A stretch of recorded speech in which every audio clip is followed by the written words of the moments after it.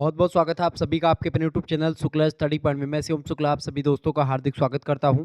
आज के वीडियो के माध्यम से हम लोग चर्चा करेंगे एजुकेशन के बारे में।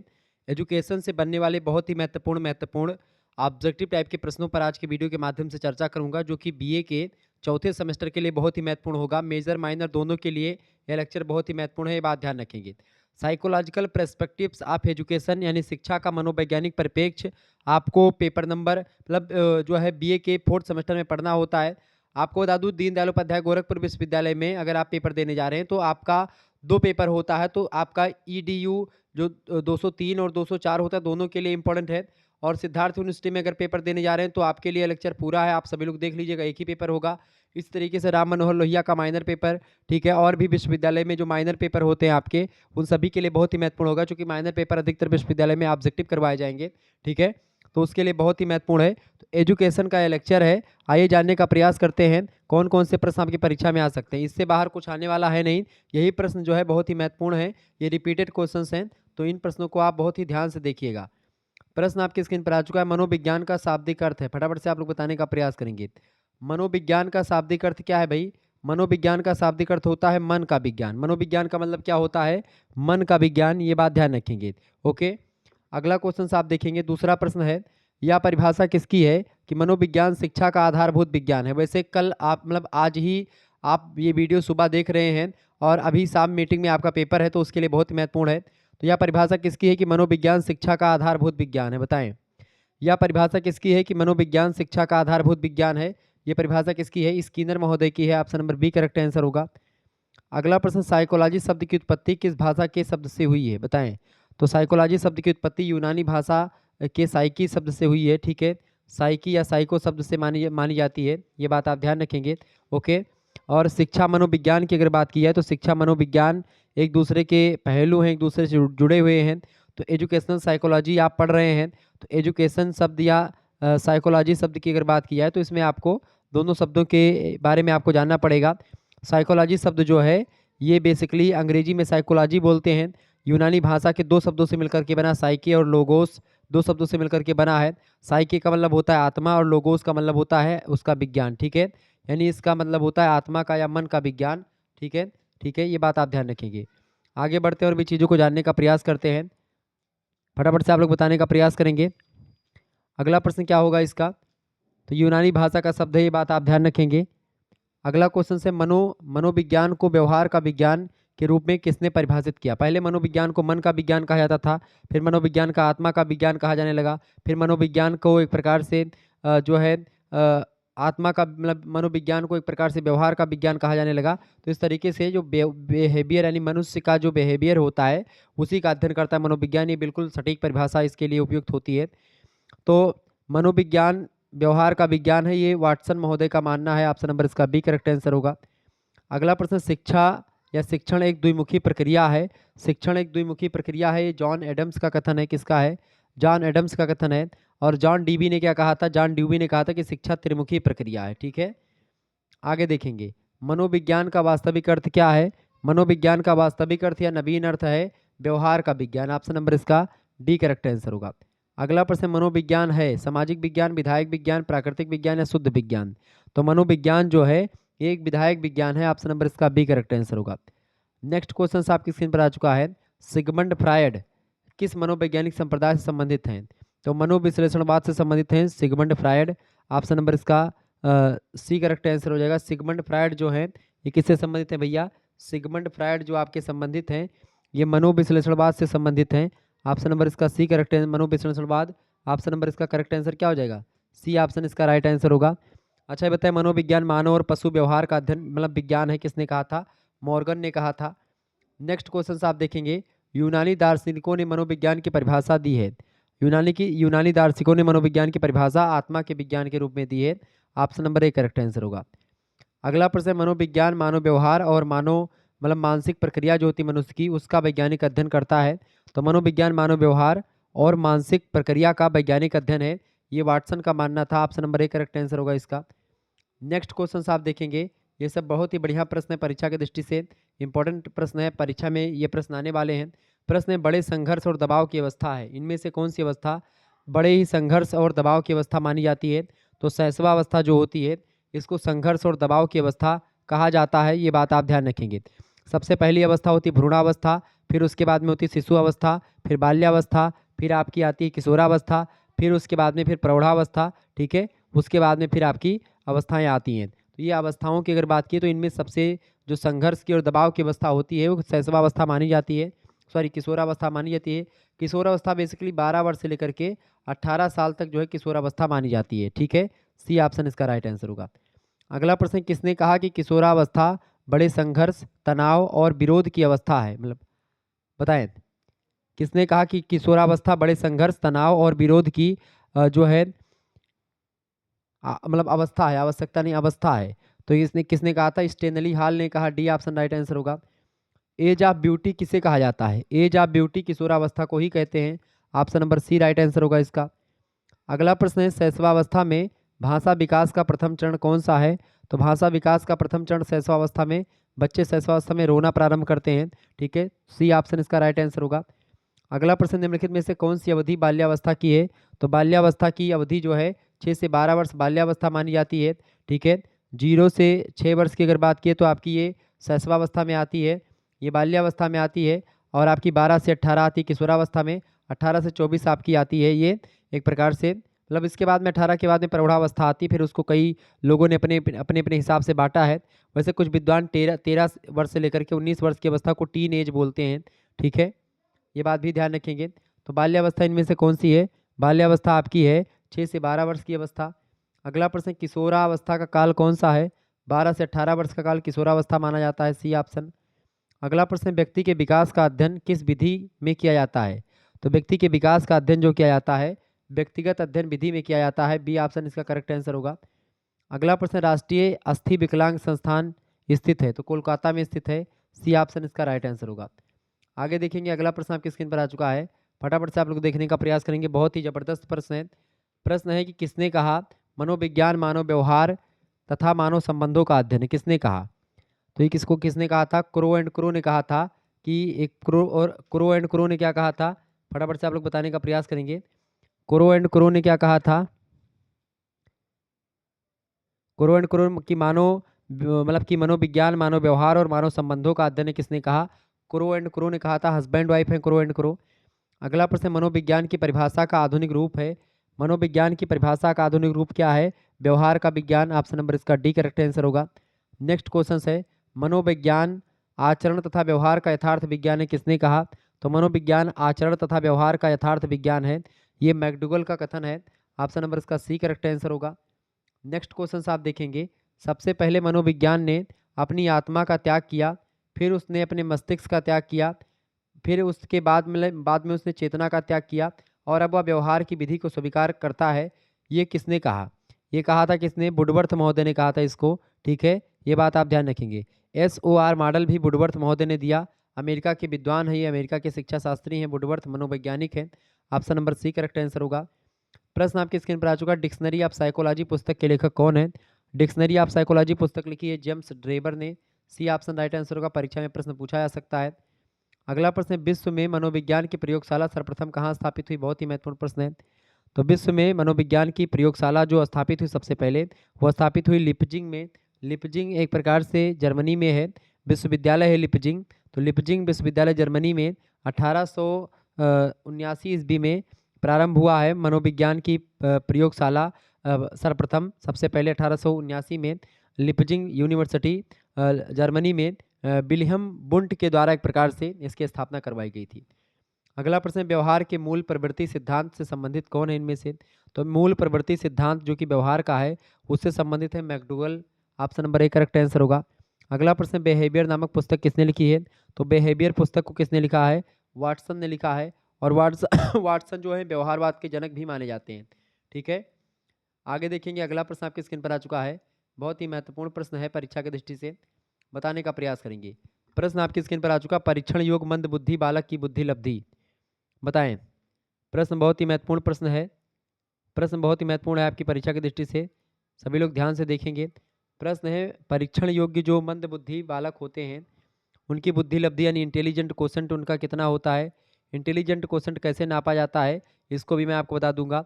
इंटेलिजेंट क्वोशेंट का सूत्र होता है, क्या सूत्र होता है लिख लीजिएगा, सूत्र होता है मानसिक आयु बटे वास्तविक आयु गुणे 100, ठीक है।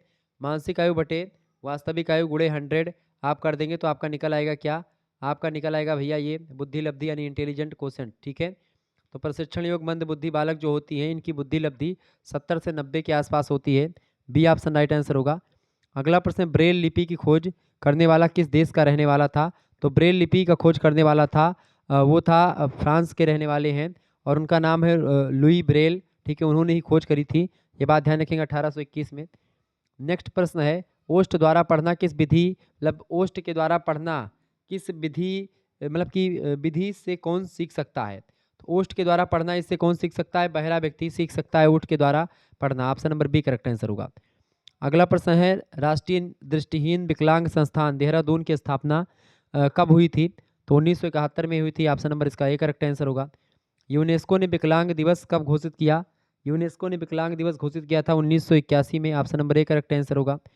राष्ट्रीय अपंग विकलांग संस्थान कहाँ स्थित है? तो राष्ट्रीय अपंग विकलांग संस्थान जो स्थित है ये कोलकाता में स्थित है। ऑप्शन नंबर इसका सी करेक्ट आंसर होगा। अगला प्रश्न है, अली यावर राष्ट्रीय श्रवणहीन विकलांग संस्थान कहाँ स्थित है? अली यावर राष्ट्रीय श्रवणहीन विकलांग संस्थान जो स्थित है ये कोलकाता में स्थित है। ऑप्शन नंबर इसका बी राइट आंसर होगा। अगला प्रश्न है, विश्व विकलांग दिवस किस दिन मनाया जाता है? तो विश्व विकलांग दिवस जो मनाया जाता है यह आपका 3 दिसंबर को मनाया जाता है। किस दिन मनाते हैं भाई? 3 दिसंबर को मनाते हैं, ठीक है, 3 दिसंबर।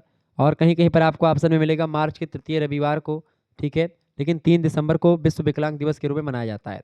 अगला प्रश्न, श्रवण बाधिता के मापन की इकाई है। श्रवण बाधिता के मापन की इकाई क्या है? Decibel. Option number A correct answer होगा। दिव्यांग बालक मुख्यतः कितने प्रकार के होते हैं? दिव्यांग बालक जो होते हैं 10 प्रकार के होते हैं। डी ऑप्शन राइट आंसर होगा।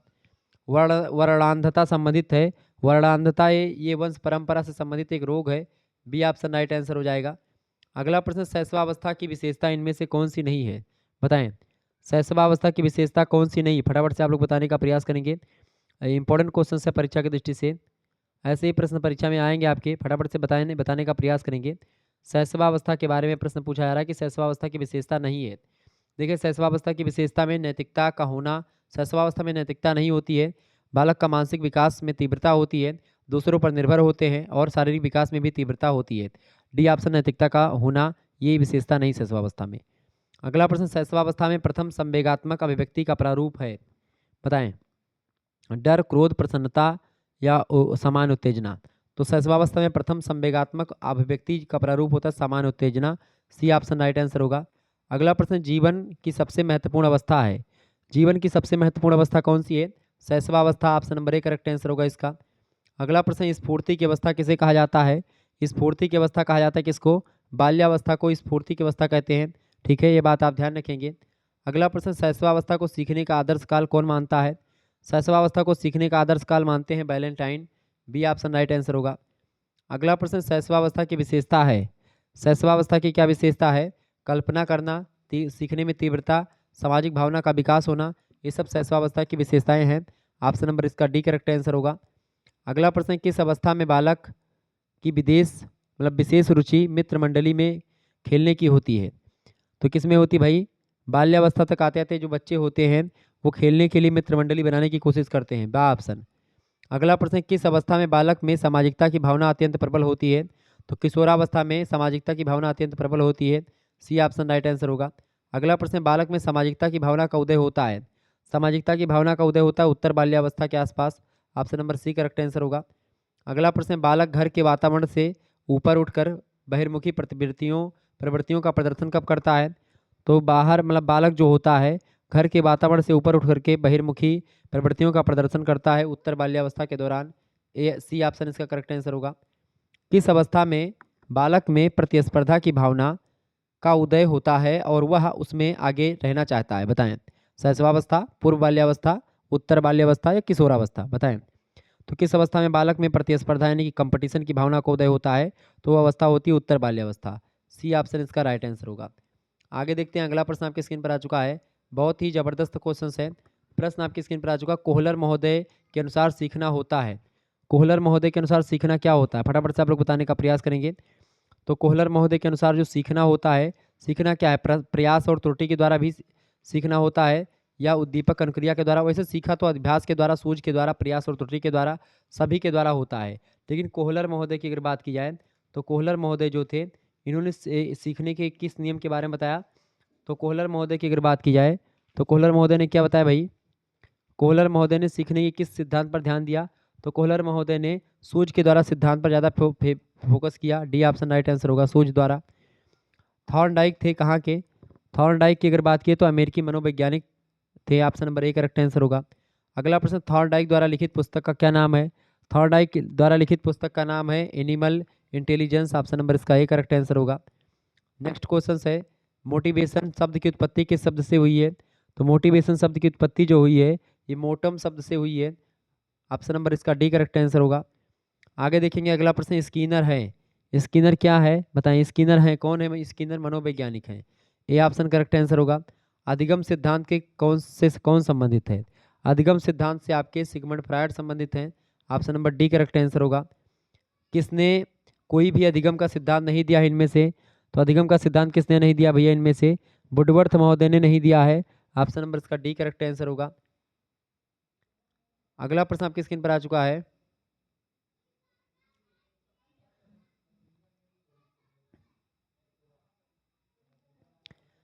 अगला प्रश्न, थॉर्नडाइक ने सर्वाधिक बल किस नियम पर दिया बताएं? थॉर्नडाइक महोदय ने सर्वाधिक बल जो दिया है अभ्यास के नियम पर दिया है। बी ऑप्शन इसका करेक्ट आंसर होगा। अधिगम का नियम है। अधिगम का नियम कौन सा है भाई? अधिगम माने होता है सीखना, लर्निंग। तो अधिगम का नियम कौन सा है? प्रभाव का नियम जो है ये अधिगम का नियम हो। ऑप्शन नंबर इसका डी करेक्ट आंसर होगा। अगला प्रश्न है, कंडीशंस रिफ्लेक्सेस पुस्तक के लेखक। तो कंडीशंस रिफ्लेक्सेस पुस्तक को लिखा पावलाव महोदय ने। ए ऑप्शन इसका राइट आंसर होगा। आगे देखिएगा अगला प्रश्न आपकी स्क्रीन पर आ चुका है। मेंडलिटी ऑफ एम्स पुस्तक के लेखक कौन है?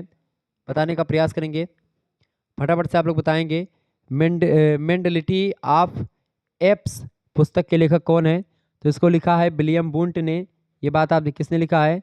सॉरी, मेंडलिटी ऑफ एप्स पुस्तक को लिखा कोहलर महोदय ने। ऑप्शन नंबर इसका डी करेक्ट आंसर होगा। संरचनावाद के प्रवर्तक कौन है?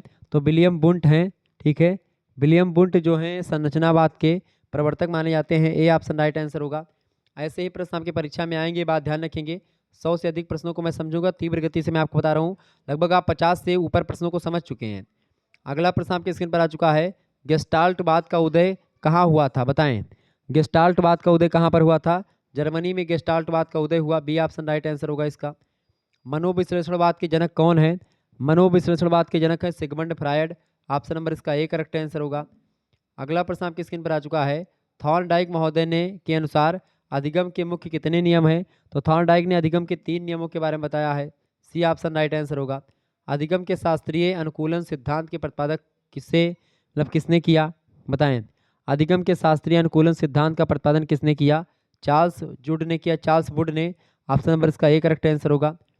किसने कहा कि सीखना विकास की एक प्रक्रिया है? Crow and crow, Woodworth, hall या जे एस मिल।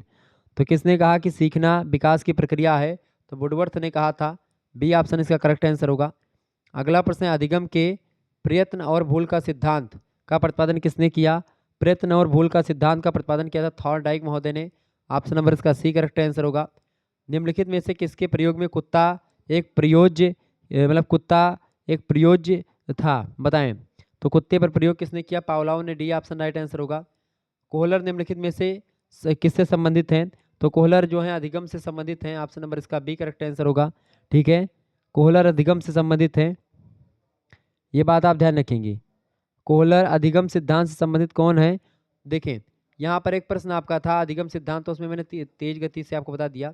देखिए अधिगम सिद्धांत की अगर बात की जाए तो अधिगम सिद्धांत जो है इनमें से आप देखेंगे कोहलर, थॉर्नडाइक और स्किनर ये तीनों संबंधित हैं। यहाँ पर आप ऑप्शन कर लेंगे अधिगम सिद्धांत से कौन संबंधित नहीं है।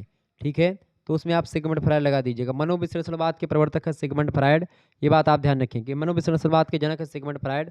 तो थॉर्नडाइक इन सभी लोगों ने अधिगम के सिद्धांत को दिया है। ठीक है, ये बात आप ध्यान रखेंगे। थॉर्नडाइक महोदय ने किस पर प्रयोग किया था? तो कुत्ते पर प्रयोग किया था थॉर्नडाइक महोदय ने। अच्छा, सूझ या अंतर्दृष्टि सिद्धांत को गेस्टाल्ट सिद्धांत भी कहते हैं, ये बात आप ध्यान रखेंगे। गेस्टाल्ट सिद्धांत जो है जर्मन भाषा के शब्द गेस्टाल्ट से बना हुआ है, ठीक है, ये बात आप ध्यान रखेंगे।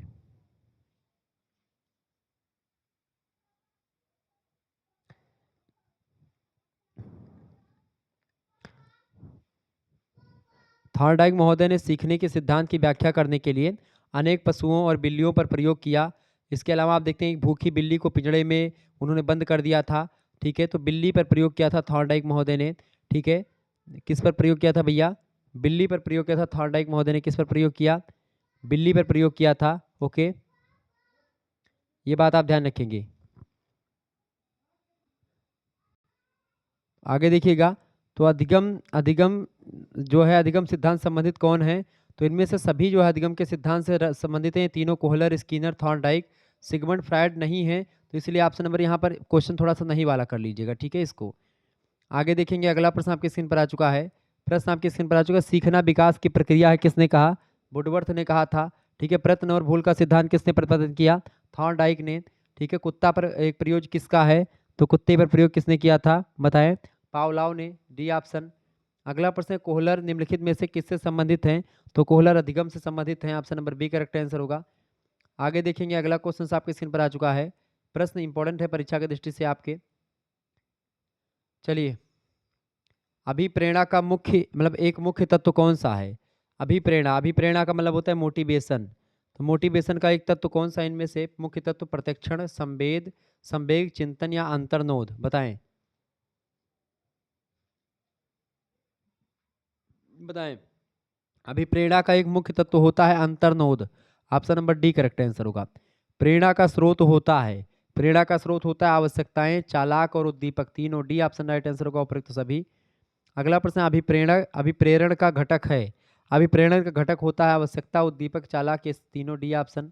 अगला प्रश्न आपकी स्क्रीन पर आ चुका है, एक शक्तिशाली एवं सतत उद्दीपक जो समायोजन की अनुक्रिया की मांग करता है, वो क्या मतलब कि वो कहलाता है अंतर्नोद, ऑप्शन नंबर इसका बी करेक्ट आंसर होगा। अगला प्रश्न है, अभिप्रेरणा सीखने का राजमार्ग है, किसने कहा? अभिप्रेरणा सीखने का राजमार्ग है, स्किनर ने कहा था, सी ऑप्शन इसका करेक्ट आंसर होगा। और हाँ, एक बात और ध्यान रखेंगे, ये को करिकुलर मास्टर यूट्यूब चैनल को आप सब्सक्राइब कर लीजिएगा, आपकी परीक्षा की दृष्टि से बहुत ही महत्वपूर्ण है। यहाँ पर आपके यूनिवर्सिटी से रिलेटेड इंफॉर्मेशन और इसके अलावा को करिकुलर जो कोर्स होता है आपका, जैसे आप फोर्थ सेमेस्टर में है तो आपको फिजिकल एजुकेशन एंड योगा पढ़ना है, तो आपको यहाँ पर विधिवत तरीके से फिजिकल एजुकेशन एंड योगा पढ़ाया जाएगा, तो आप इस चैनल को सब्सक्राइब कर लीजिएगा। अगला प्रश्न है, अभिप्रेरणा के मूल प्रवृत्ति सिद्धांत के प्रतिपादक कौन थे, बताएं? अभिप्रेरणा के मूल प्रवृत्ति सिद्धांत के प्रतिपादक है McDougall, D option right answer होगा।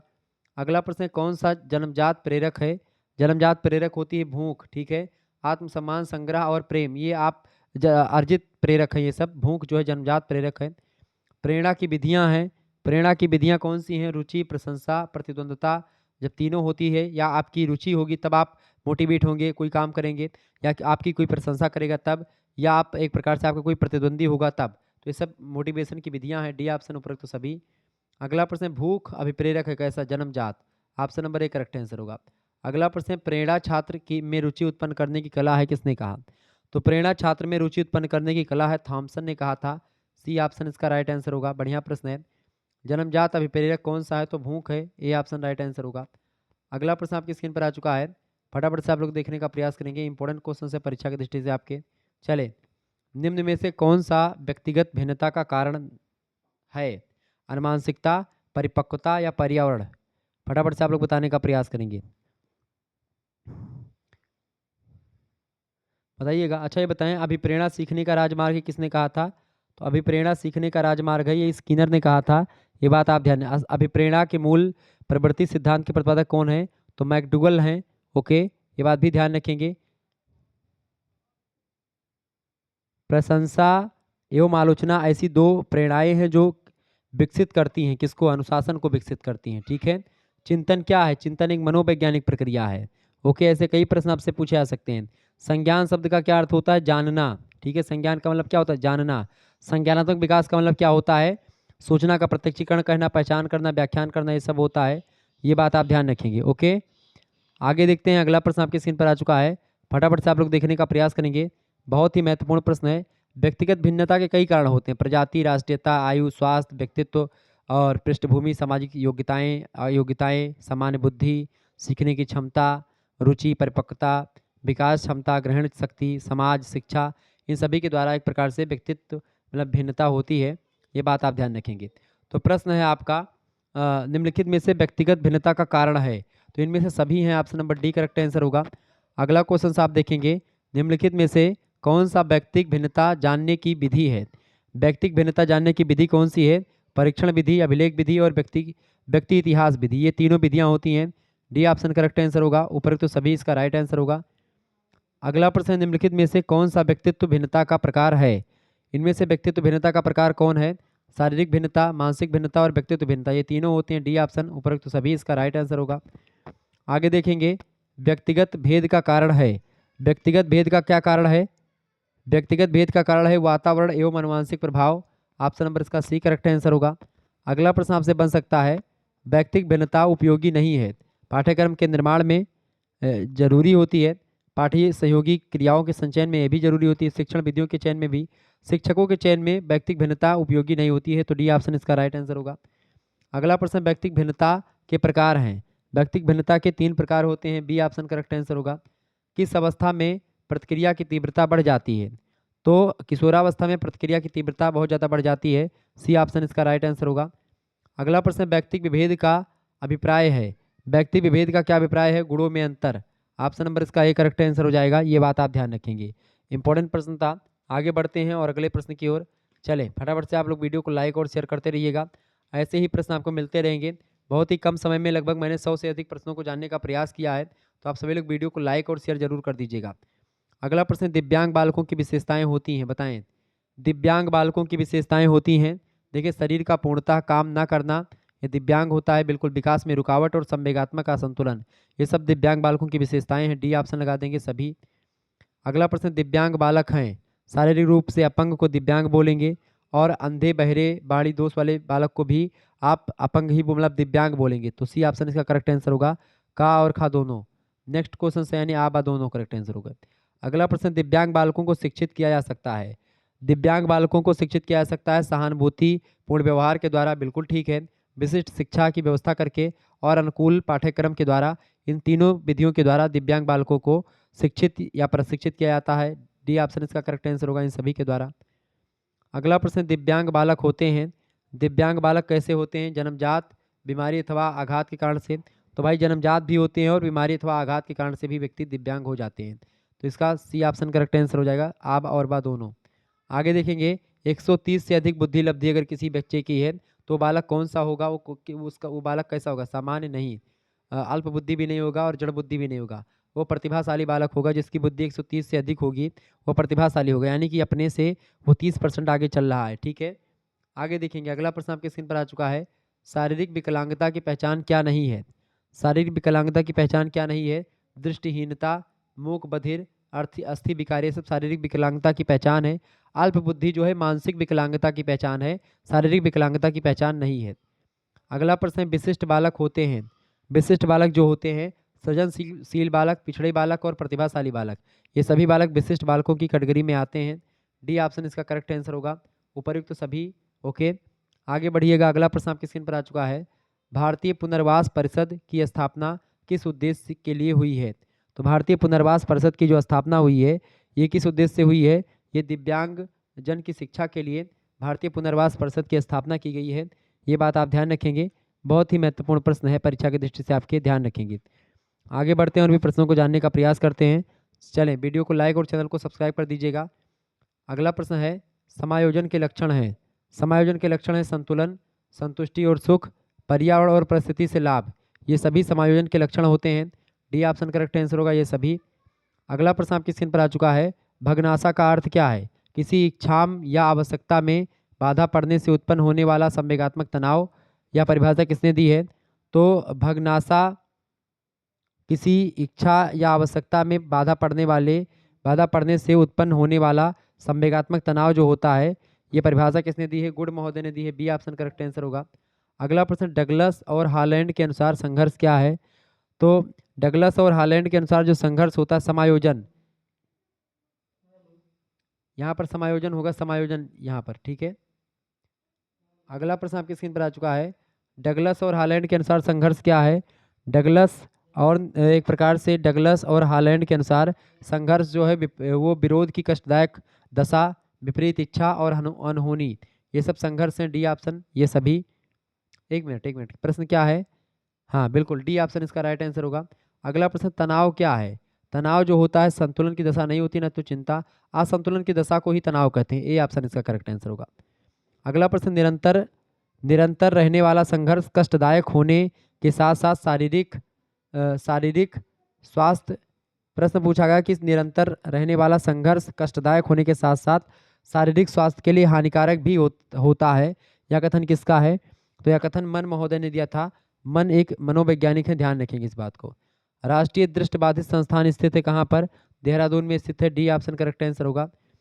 सर्वप्रथम ब्रेल का विकास किस देश में हुआ? तो ब्रेल विधि का जो विकास हुआ है फ्रांस में हुआ है। बी ऑप्शन करेक्ट आंसर होगा।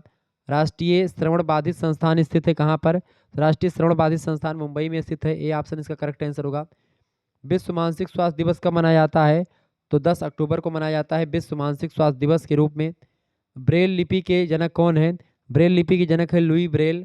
ऑप्शन नंबर इसका बी करेक्ट आंसर होगा। अगला प्रश्न आपकी स्क्रीन पर आ चुका है, सीखना क्या है? तो सीखना आजीवन प्रक्रिया है, बिल्कुल राइट आंसर हो जाएगा। सीखना क्या है? सीखना एक आजीवन प्रक्रिया है, ये बात आप ध्यान रखेंगे। सीखना क्या है भैया? सीखना एक आजीवन प्रक्रिया है। ऑप्शन नंबर इसका ए करेक्ट आंसर होगा। आगे देखेंगे, अगला प्रश्न है, थॉर्नडाइक का आत्मीकरण का नियम है। थॉर्नडाइक का आत्मीकरण का नियम क्या है? सीखने का मुख्य नियम और सीखने का गौण नियम दोनों। ऑप्शन नंबर इसका A correct C correct answer होगा, ए और बी दोनों। नेक्स्ट क्वेश्चन है, कोहलर द्वारा प्रयोग के लिए प्रयुक्त पशु का क्या नाम था? कोहलर ने सुल्तान नाम के बंदर पर प्रयोग किया था। सी ऑप्शन इसका करेक्ट आंसर होगा। आगे देखेंगे, अगला प्रश्न है, अधिगम के प्राथमिक नियम है। अधिगम के प्राथमिक नियम है अभ्यास के नियम, प्रभाव का नियम, तत्परता का नियम, ये तीनों नियम। ऑप्शन नंबर इसका ए करेक्ट आंसर होगा, अभ्यास, प्रभाव और तत्परता का नियम। अगला प्रश्न, निम्नलिखित में से कौन सा अधिगम को प्रभावित करने वाला कारक नहीं है? तो अधिगम को प्रभावित देखें, थकान भी अधिगम को प्रभावित करती है, संघर्ष भी और चिंता भी। ये तीनों अगर है तो अधिगम आपका प्रभावित होगा, आपका जो लर्निंग है, आपके जो सीखने की क्षमता है वो प्रभावित होगी। तो लगा देंगे इनमें से कोई नहीं, option number D right answer होगा। अगला प्रश्न, निम्नलिखित में से कौन सा मनोवैज्ञानिक अधिगम के व्यवहारवादी सिद्धांत से संबंधित नहीं है? बताएं। प्रश्न आपसे पूछा गया है, निम्नलिखित में से कौन सा मनोवैज्ञानिक अधिगम के व्यवहारवादी सिद्धांत से संबंधित नहीं है? तो होगा कोहलर। ऑप्शन नंबर इसका डी करेक्ट आंसर होगा। कोहलर जो है ये व्यवहारवादी सिद्धांत से संबंधित नहीं है। अगला प्रश्न आपकी स्क्रीन पर आ चुका है, निम्नलिखित में से किस मनोवैज्ञानिक ने कबूतरों पर प्रयोग किया था? तो बी.एफ. स्किनर ने कबूतरों पर भी प्रयोग किया है। ऑप्शन नंबर इसका ए करेक्ट आंसर हो जाएगा। नेक्स्ट क्वेश्चन आप देखेंगे, अभ्यास का नियम दिया गया है किसके द्वारा? अभ्यास का नियम थॉर्नडाइक के द्वारा दिया गया है। ए ऑप्शन करेक्ट आंसर हो जाएगा। ये प्रश्न आपकी परीक्षा की दृष्टि से इंपॉर्टेंट है। अच्छा बताएं, हल के सीखने के सिद्धांत का क्या नाम है? हल करके सीखने के सिद्धांत का नाम है पुनर्बलन का सिद्धांत। ओके, ध्यान रखेंगे। तो अभ्यास, प्रभाव और तत्परता का नियम अधिगम के प्राथमिक नियम में शामिल होते हैं, ये बात आप ध्यान रखेंगे। ओके, तो इस तरीके से आप लोगों ने प्रश्नों को समझ लिया। मिलते हैं फिर नेक्स्ट वीडियो में, तब तक के लिए जय हिंद, जय भारत। आप सभी का बहुत बहुत धन्यवाद हमारे साथ जुड़ने के लिए, ये बात ध्यान रखेंगे। ओके, बहुत बहुत धन्यवाद। सीखने का नियम जो है किससे संबंधित है? थॉर्नडाइक से संबंधित है, ये बात आप ध्यान रखेंगे। अच्छा बताएं, अनुकूलित अनुक्रिया का सिद्धांत किसने दिया? पावलोव ने दिया। ओके, अंतर्दृष्टि का सिद्धांत के जनक, अंतर्दृष्टि सिद्धांत के जनक कौन है? तो कोफका महोदय हैं। ओके, ये सब प्रश्न परीक्षा की दृष्टि से इंपॉर्टेंट है।